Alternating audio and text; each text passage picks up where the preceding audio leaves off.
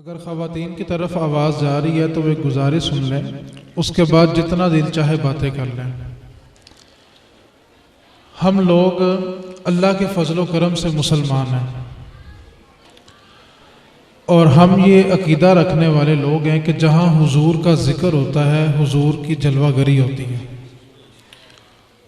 جہاں حضور کا ذکر ہوتا ہے وہاں حضور کی جلوہ گری ہوتی ہے۔ ہم یہ عقیدہ رکھنے والے لوگ ہیں۔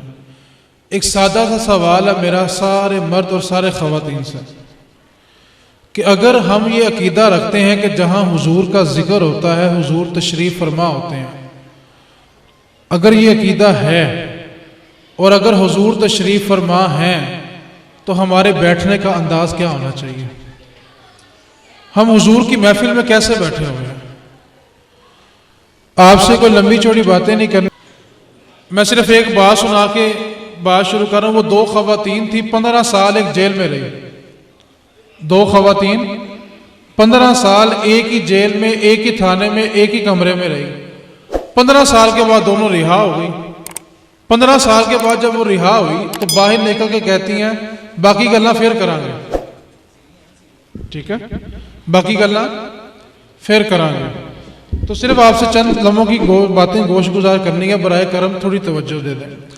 آج ہم سب جمع ہوئے ہیں بسلسلہ شادی آبادی خانہ آبادی کے پروگرام میں۔ اللہ تعالیٰ جو دو خاندان آپس میں مل رہے ہیں ان کو پیار، محبت، اتفاق اور اتحاد عطا فرمائے، حاسدین کے حسد سے محفوظ فرمائے اور نظر بد سے محفوظ فرمائے۔ امام احمد بن حنبل رحمۃ اللہ علیہ نے اپنے بیٹے کو شادی کے موقع پہ 10 نصیحتیں کی تھی، اور ایک عرب کی بڑی مشہور خاتون گزری ہے، بڑی دنا عورت گزری ہے، اس نے اپنی بیٹی کو شادی کے موقع پہ 10 نصیحتیں کی تھی۔ میں نے صرف ان کا نچوڑ 2 نصیحتیں سنانی ہے۔ آج بعض گھر ایسے ہوں گے جہاں پہ خاندانی طور پہ اونچ نیچ ہو جاتی ہے، لڑائی جھگڑا میاں بیوی میں ہو جاتا ہے، یا بچے بات نہیں مانتے، آپس میں سلوک نہیں ہے، محبت نہیں ہے، اتفاق نہیں ہے، اتحاد نہیں ہے، یعنی کسی نہ کسی بات پہ چونچ لڑتی رہتی ہے۔ تو تھوڑی سی آپ توجہ دے دیں، ہو سکتا ہے کہ بات سمجھ آ جائے، کسی کے گھر میں سکون آ جائے۔ میں گفتگو کا آغاز، اللہ رب العزت نے قرآن پاک میں فرمایا کہ جھوٹ بولنے والے پہ اللہ کی، بچے سے لے کے بوڑھے تک ہر بندے کو یہ بات پتہ ہے کہ جھوٹ بولنے والے پہ اللہ کی لعنت ہوتی ہے۔ اب اگر کوئی بندہ شکوہ کرتا ہے کہ میرے گھر میں سکون نہیں ہے، رزق میں برکت نہیں ہے، کاروبار اچھا نہیں ہے، بچے بات نہیں مانتے، پریشان رہتا ہوں، یا مائیں شکوہ کریں کہ اولاد ہماری بات نہیں مانتی، تو ہمیں ایک بات سوچنی چاہیے۔ اللہ تعالیٰ قرآن میں فرما رہا ہے کہ جھوٹ بولنے والے پہ اللہ کی۔ اب ایک سوال پیدا ہوتا ہے، جس گھر میں میاں بیوی بھی جھوٹ بولیں، بچے بھی جھوٹ بولیں، ماں باپ بھی جھوٹ بولیں، بہن بھائی بھی آپس میں جھوٹ بولیں، جس گھر میں صبح سے لے کے شام تک جھوٹ بولا جاتا ہے، جس گھر میں صبح سے لے کے شام تک خدا کی لعنتیں برستی ہیں، اس گھر میں سکون کہاں پہ ہونا ہے؟ پھر ہم لوگ بھلا کیا کہتے ہیں، کسی نے کچھ کیا ہوا ہے۔ اور میرے بھائی کسی نے کچھ نہیں کیا، سوچ ہم نے کیا کچھ نہیں کیا ہوا۔ ہمارے اعمال کی ہمیں سزا مل رہی ہوتی ہے اور ہم کہتے ہیں کسی نے کچھ کیا ہوا ہے، حالانکہ جو ہم نے کیا تھا نا اس کی ہمیں سزا مل رہی ہوتی ہے۔ بلا شک و شبہ شیطانی شر موجود ہے، جادو موجود ہے، کالا علم موجود ہے، اس کا انکار نہیں ہے، لیکن ہمیں ہر چیز جادو ٹونا نہیں سمجھنی چاہیے۔ بعض اوقات ہمیں اپنے اعمال کی اصلاح بھی کرنی چاہیے، کہیں ہمارے اعمال کی سزا ہمیں تو نہیں مل رہی۔ 99% گھروں میں اپنے اعمال کی سزا مل رہی ہوتی ہے اور لوگ اس کو کالا علم یا خاندان کے کسی افراد پہ ڈال دیتے ہیں کہ اس نے میرے گھر میں کچھ کیا ہوگا۔ شادی کے موقع پہ جو 2 نصیحتیں میری طرف سے، یعنی جو میں نے پڑھا، امام احمد بن حنبل رحمۃ اللہ علیہ اور عرب کی جو مشہور دنا خاتون تھی، اس نے اپنی بیٹی کو 10 نصیحتیں کی تھی، اس میں سے 2 نصیحتیں میں نے کرنی ہے، تاکہ جو 2 خاندان آپس میں مل رہے ہیں وہ آپس میں پیار، محبت، اتفاق سے رہیں۔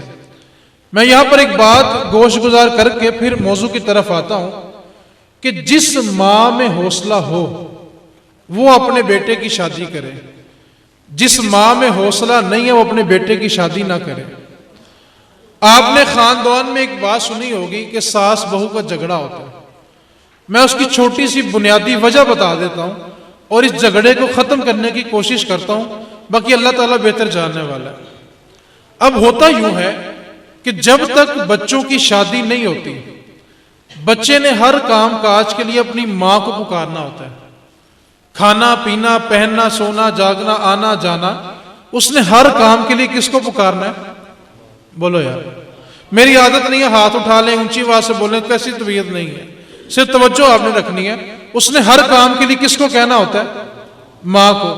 جب اس کی زندگی میں ایک اور رشتہ آتا ہے، اس کی توجہ ہٹتی ہے، پھر وہ اپنے آدھے کام اپنی بیوی سے کہتا ہے کہ مجھے کپڑے استری کر دو، مجھے کھانا لا کے دے دو۔ اب عورت کبھی عورت کو برداشت نہیں کرتی۔ یہ وہ بنیادی وجہ ہوتی ہے جہاں سے جھگڑے شروع ہوتے ہیں کہ ظاہر بات، جب ایک بندے نے 20 22 25 سال جب تک شادی نہیں ہوتی، اس کی زبان پہ ہر وقت ماں ماں ماں رہنا ہوتا ہے۔ جیسے ہی وہ ازدواجی زندگی میں جاتا ہے، اس کے آدھے سے زیادہ کام اس کی بیوی کی ذمہ داری بن جاتے ہیں۔ پھر وہ اپنے کاموں کے لیے اپنی بیوی کو کہتا ہے کہ میرے کپڑے استری کر دو، مجھے کھانا دے دو، میں نے دفتر جانا ہے، پڑھنے جانا ہے، کہیں بھی کام جا رہا ہے تو اس نے اپنے وہ کام اپنی بیوی کو کہنے ہوتے ہیں۔ اب عورت اس چیز کو برداشت نہیں کرتی، یہ اس کی فطرت میں شامل ہے۔ ایسا نہیں ہے، اس میں میری ماں بھی شامل ہے، میری بہنیں بھی شامل ہیں، یہ عورت کی ایک فطرت میں چیز شامل ہے کہ عورت دوسری عورت کو برداشت نہیں کرتی۔ اس لیے میں بات کا نچوڑ یہ نکال رہا ہوں، جس ماں میں حوصلہ ہو وہ بیٹوں کی شادی کرے، جس میں حوصلہ نہیں ہے وہ نہ کرے۔ بے شک حوصلہ رکھ کے شادی کرے کہ بعد میں اس نے مجھ سے زیادہ کام اس کو کہنے ہیں۔ یہ وہ بنیادی وجہ ہے جہاں سے ساس اور بہو کا جھگڑا شروع ہوتا ہے۔ دوسری بات جو 2 نصیحتیں میں نے کرنی ہے، نمبر 1، دنا عورت نے اپنی بیٹی کو رخصتی کے وقت ایک نصیحت کی جو بڑی قابل توجہ ہے۔ آج میں یہاں پر ایک بات کہوں گا بڑے دکھ کے ساتھ، شاید وہ بری بھی لگے۔ آج اللہ کا شکر ہے کہ انہوں نے شادی کا آغاز اللہ کے ذکر سے کیا ہے، ورنہ ہمارے معاشرے میں کیا ہوتا ہے کہ رخصتی کے وقت بیٹی کے سر پہ قرآن پاک کا سایہ کرتے ہیں۔ کیا کرتے ہیں؟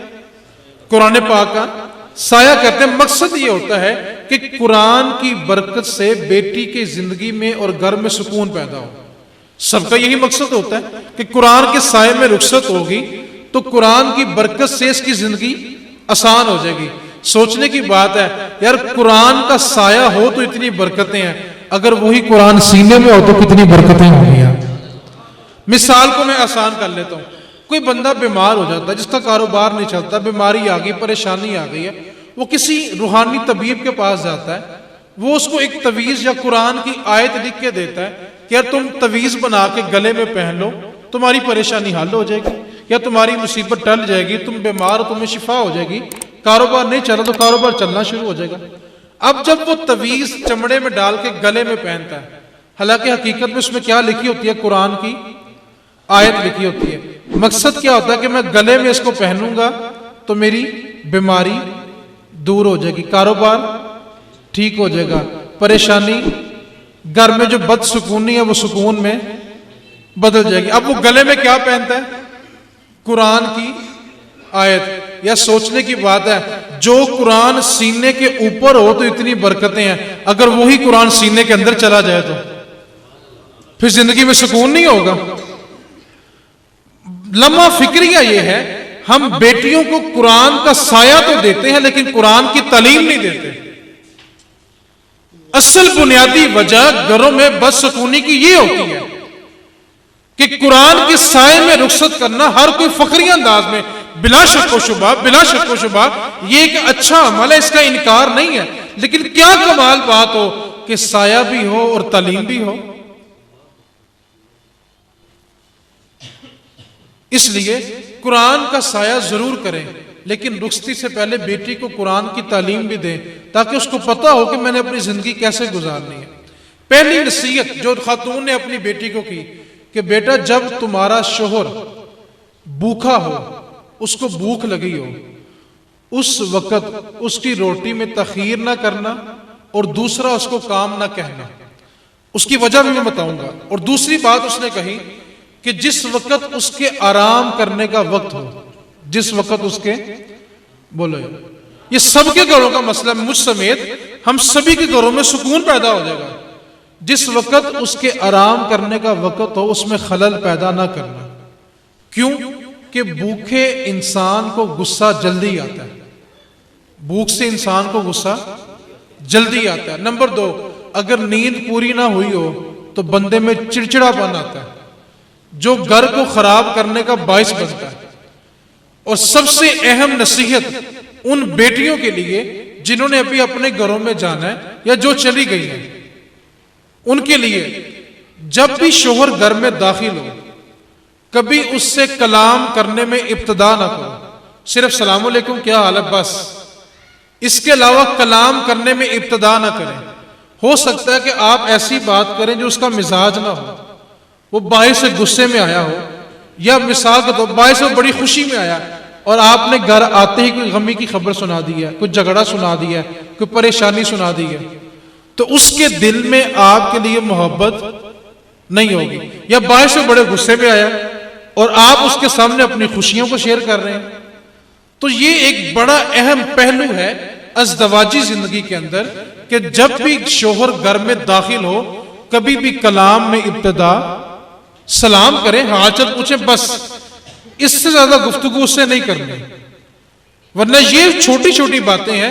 آج ہم ان باتوں کو بڑا چھوٹا سمجھتے ہیں، لیکن ایک بات کو یاد رکھیں، بندہ ٹھوک کر پہاڑوں سے نہیں چھوٹے چھوٹے پتھروں سے کھاتا ہے، ٹھیک ہے؟ ٹھوکر کہاں سے لگتی ہے؟ پتھروں سے لگتی ہے، پہاڑوں سے نہیں لگتی۔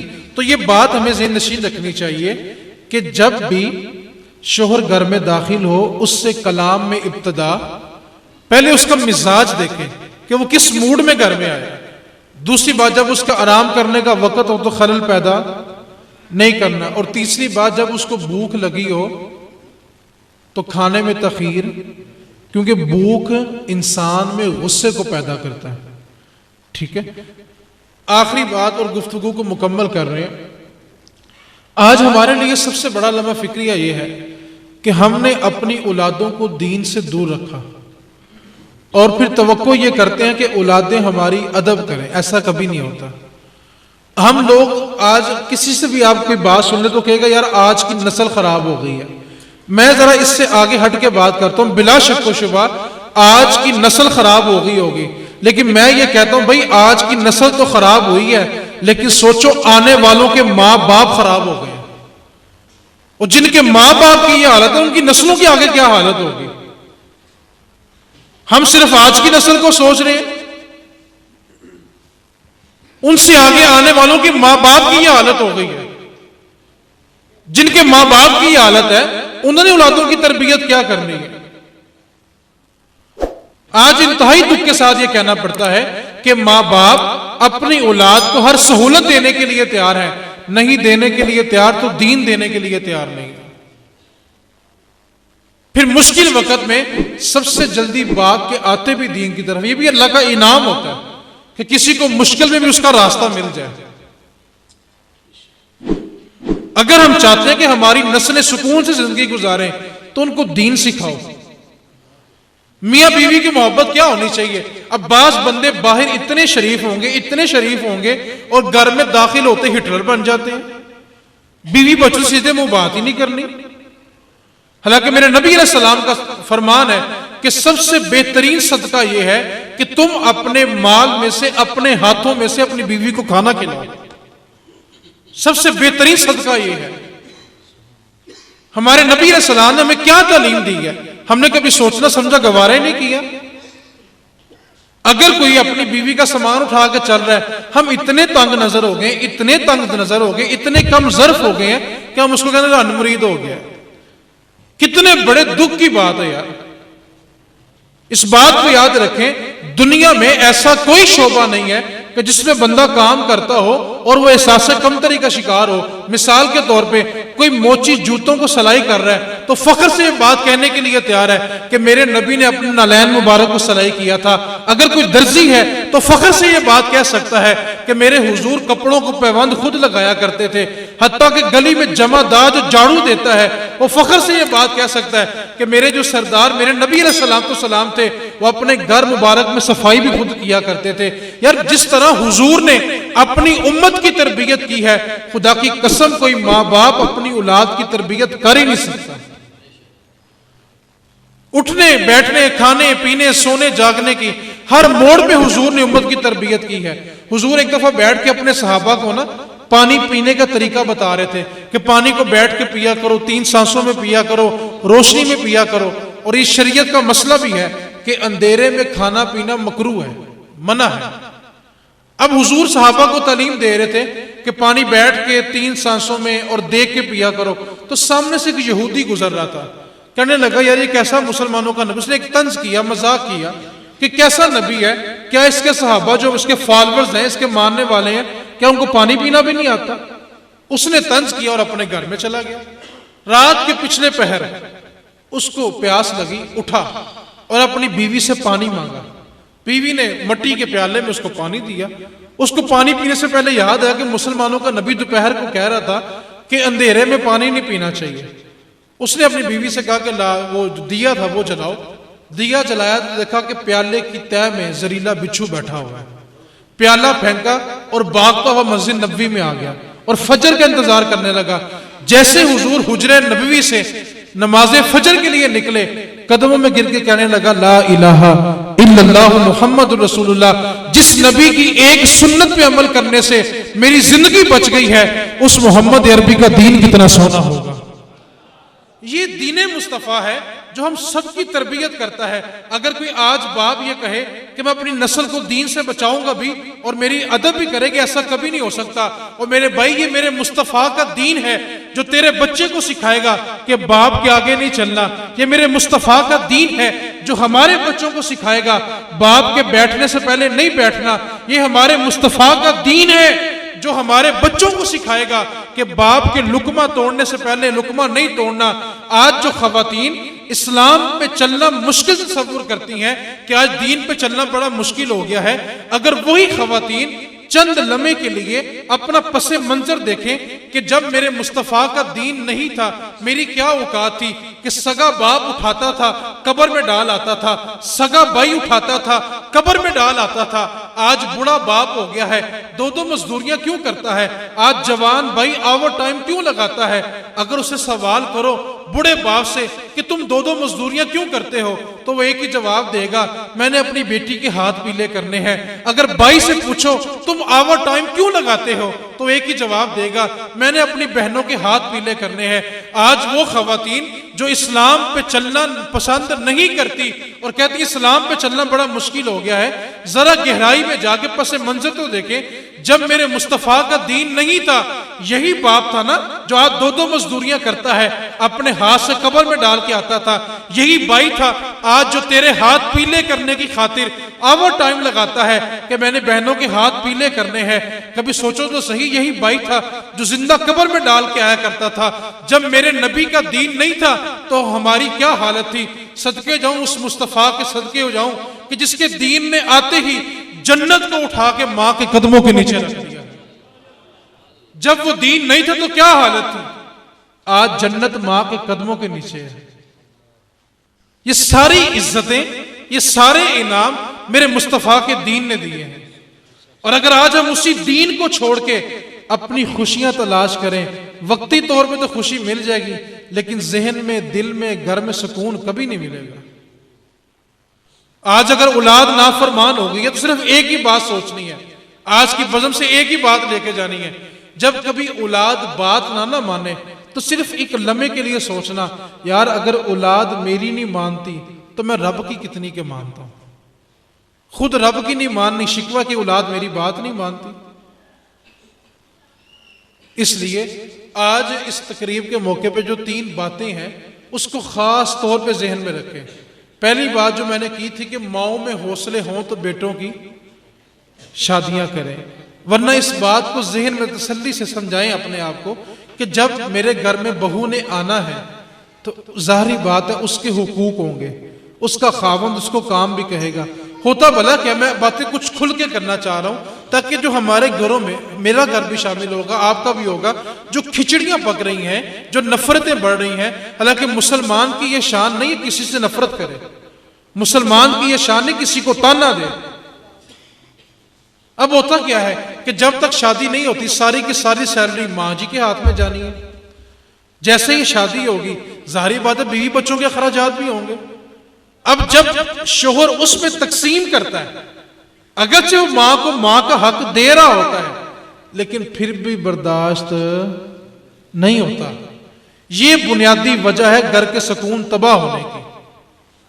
اس لیے ہم گھر کے سرپرست ہیں، جتنے بیٹھے ہوں گے ماشاءاللہ سارے سرپرست بیٹھے ہوں گے. اس بات کو یاد رکھیں. میاں محمد بخش رحمت اللہ علیہ آپ فرماتے ہیں بروز محشر رب تعالی گھر کے سربراہ کو اپنے کٹہرے میں کھڑا کرے گا اور فرمائے گا بتا تجھے میں نے گھر کی سربراہی دی تھی، تو نے ان کی کیا تربیت کی تھی. اللہ تعالیٰ نے قرآن میں یہ نہیں فرمایا کہ اپنے آپ کو جہنم کی آگ سے فرماؤ، فرمایا اپنے آپ کو اور اپنے گھر والوں کو جہنم کی آگ سے بچاؤ. ہمارے معاشرے میں نسلوں کی تباہی اس دن شروع ہو گئی تھی جس دن گھر کے بڑوں نے یہ سمجھ لیا تھا ہم تو قرآن پڑھتے ہیں، ہم تو نماز پڑھتے ہیں، کوئی نہیں پڑھتا تو ہم کیا کر سکتے ہیں. میرے بھائی اللہ فرما رہا ہے اپنے آپ کو اور اپنے گھر والوں کو جہنم کی آگ سے بچاؤ. اکیلے اپنے بچانے کا حکم نہیں ہے.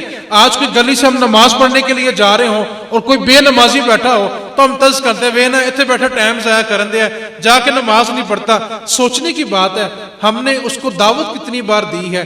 طنز تو ہم نے بڑی جلدی کر دیا ہے لیکن ہم نے کبھی اس کو دعوت بھی دی ہے.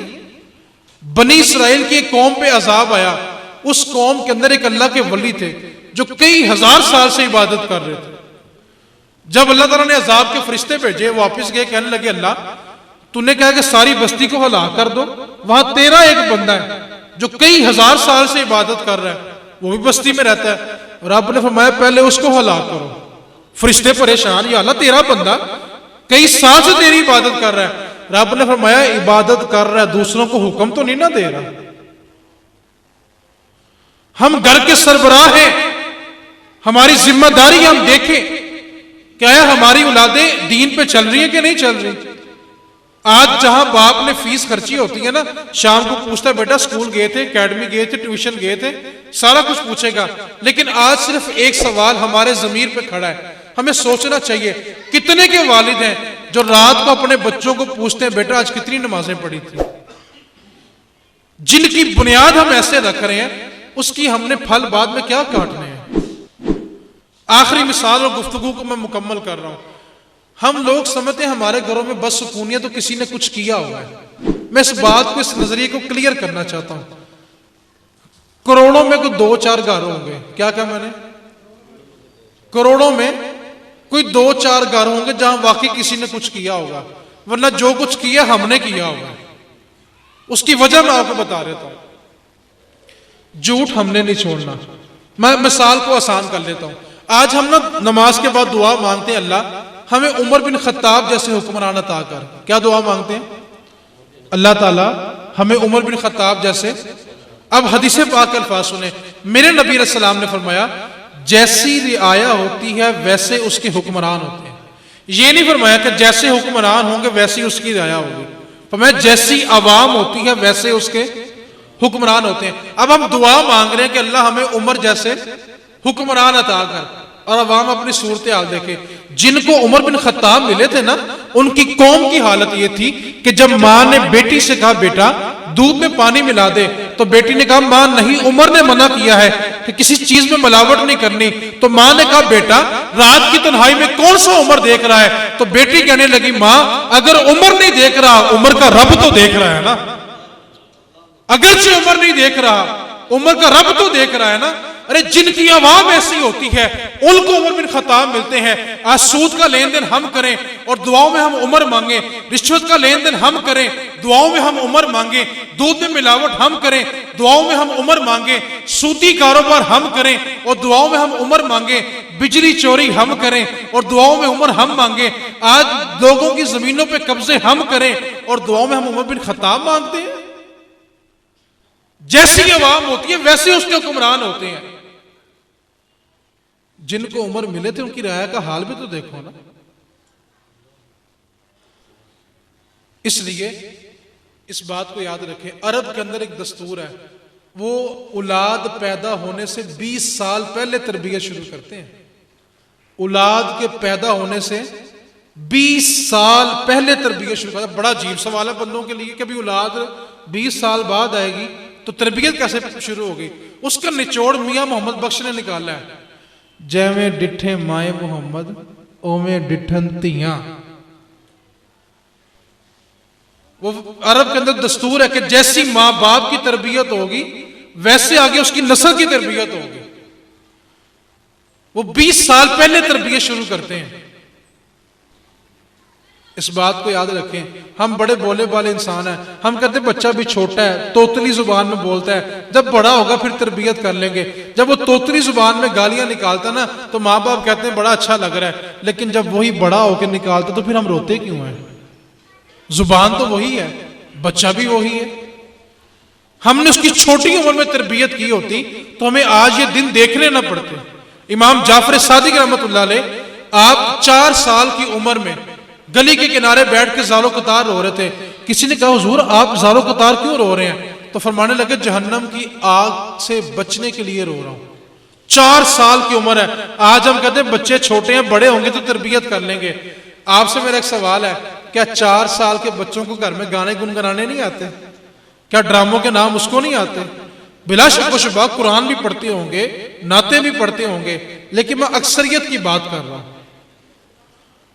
4 سال کی عمر میں رو رہے ہیں. انہوں نے کہا حضور آپ تو آل نبی ہیں، سید ہیں، اور آپ رو رہے ہیں. تو آپ فرمانے لگے میں نے سنا ہے کہ بڑی لکڑیوں کو آگ لگانی ہو نا تو کنارے پہ چھوٹی چھوٹی چپٹیاں رکھی جاتی ہیں. میں اس لیے رو رہا ہوں کہ جب ابو جہل اور ابو لہب کو جلانا پڑے تو کہیں جعفر صادق کو چپٹی کے طور پہ استعمال نہ کر لیا جائے. آج ہمیں اپنی نسلوں کی تربیت کرنی چاہیے. اللہ تعالیٰ جو دو خاندان آپس میں مل رہے ہیں انہیں پیار، محبت، اتفاق اور سلوک دے. حاسدین کے حسد سے محفوظ رکھے، نظر بد سے محفوظ رکھے. اللہ تعالیٰ ان کے نصیبوں کو اور عرفہ الاعلیٰ کرے. اللہ تعالیٰ ہم سب کا مل بیٹھنا اپنی بارگاہ میں قبول فرمائے، اور جو باتیں کی ہیں ان سب پر ہم کو عمل کی توفیق عطا فرمائے. وما علینا الا البلاغ.